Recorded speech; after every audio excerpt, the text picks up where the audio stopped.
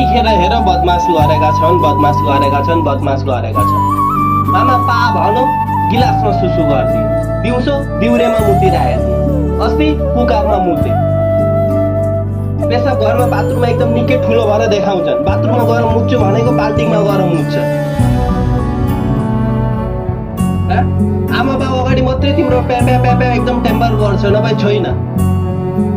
आमा आउनु भएन ए मम्मी एगे पापा ची ची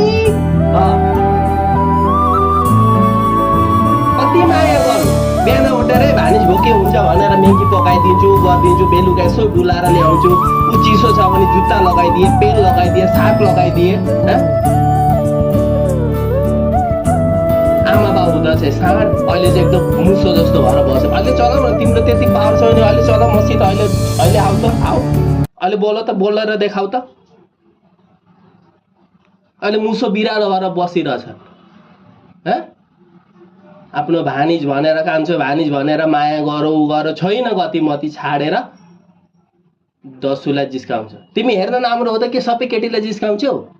तिमी मान्छे अलिकति ह्यान्डसम छ भनेदेखि यो दुनियाँको सबै केटीलाई तिमी जिस्काउन पाउँछौ पुलिस केस दिउँ तिमीलाई बाटाघाटामा केटी जिस्काउँदै हिँड्छौ दसु मुवा गरेर आजदेखि गिलासमा सु गर्छौ म भन्दैछु सु गर्छौ गिलासमा सु गर्छौ कि गर्दिन भन सरी भन सरी मामा भन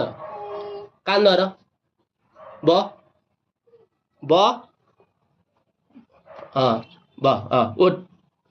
उठ सरी भन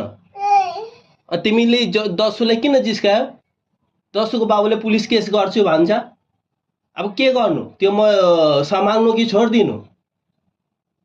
के गर्नु भन तिमीले मलाई पा मामा पा भन्यो कि भनिन म के खाएर पिरो भयो मामा पा भन्यो मैले गिलास पखालेर पानी तताएर कति राम्ररी खान दिएको कि त्यो पानीमा मुत्न दिएको तिमीलाई के गर्न दिएको लु भन त खान दिएको